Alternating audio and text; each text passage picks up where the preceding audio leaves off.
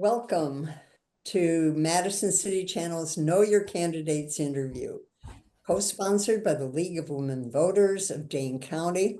I'm your interviewer, Eve Galanter, and I would like to introduce Lisa Rubrich, who is running for the State Assembly in District 48. Lisa, welcome. Thank you for having me. As we begin, I'd like you to give an opening statement as to the educational, vocational, and civic experience you have, which qualifies you for this office, and why you are running for the State Assembly. Well, I have been working 34 years in healthcare. I'm a certified orthotist, and so I have a lot of experience in the healthcare arena. I have 3 grown daughters who went through Sun Prairie Public Schools successfully, and we've successfully launched all 3 of them. I have a little civic duty. I am the Town of Burke Supervisor number 5. I've been in that position for about 2.5 years now, recently reelected. I'm running because, first of all, to give people an option. This is a heavily blue area, and I think everybody needs to have a choice during the elections, but also because I feel like, some things have gone off the rails. So, my hackles are up, and I thought, well, this is an opportunity to learn something about the process, and get more involved. My kids are grown, so I have a little bit more time to give, and I think it's time to join the fight. Is there any process you believe the Wisconsin legislature should put in place now for redistricting after the next national census? Well, I've heard that some states do it more of like a grid, and so you really can't change it. And I understand their population has a little to do with it. But if it were just, a straight grid, nobody could argue about it, right? So if they could do something like that, I'm all for that. People can move to where they're comfortable moving to.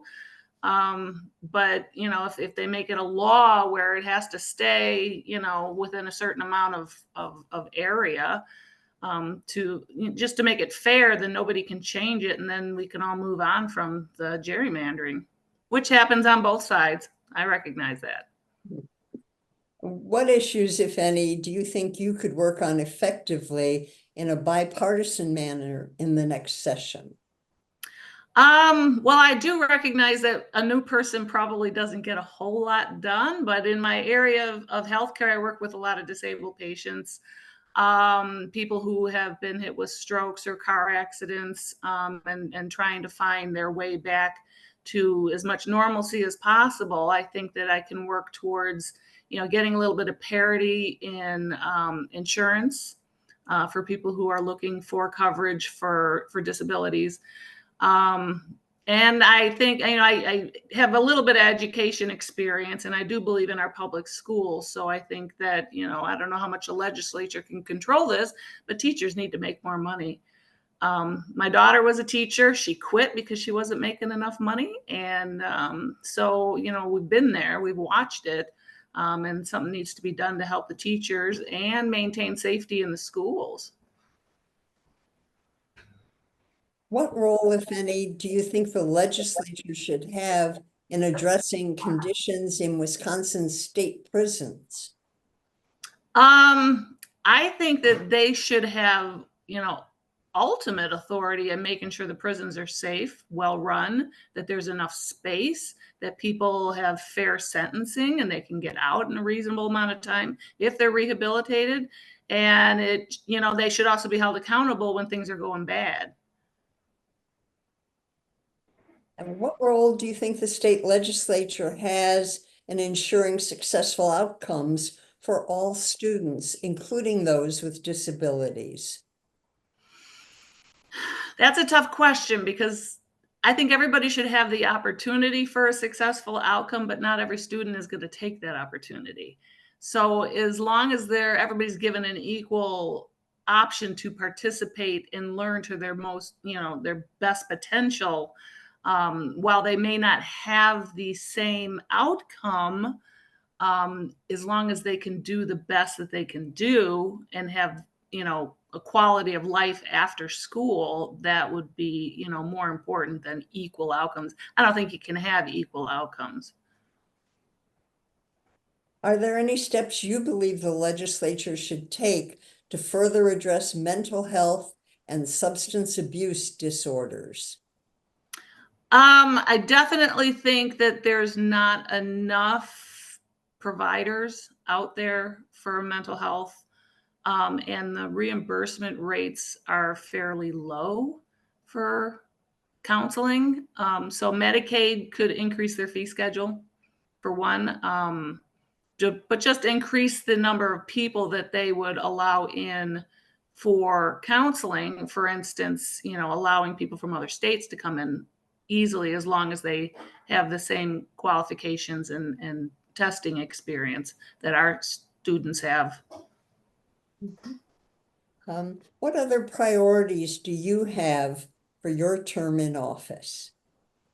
Well, my big priorities are, safety. I think people deserve to have safety in their environments, and another one is schools. We have really good public schools in Sun Prairie. Sorry, that's my husband. In Sun Prairie, but from talking to some of the teachers, discipline is an issue. So I think we need to give some power back to the teachers and administrators to get a better handle on some of the behavioral issues of the students, because you give them an inch, they take a mile. So that and healthcare parity are two of my biggest issues in crime prevention, supporting the police officers. What would you like to say to our viewing audience as we complete the interview? I'm an honest person. And if you want honesty and integrity back in government, then I'm your person. I say what I mean what I say, and I'm here to help. I'm here to listen to both sides of the aisle. Yes, I'm a Republican. I'm more in the middle, so I'm center right. And I am willing to listen to any group, whatever side they're on, and help promote quality agendas for the state of Wisconsin. Wisconsin's a great place to live. I like to keep it that way. And I look forward to serving the rest of my career in government. Thank you. I want to thank Lisa Rubrich for speaking with us, and thank the viewing audience for taking the time to know your candidates. I want to remind everyone that primary election day is Tuesday, August 13th, and the general election is Tuesday, November 5th. Every election is important. Please vote. On behalf of Madison City Channel and the League of Women Voters of Dane County, I thank you for joining us, Lisa.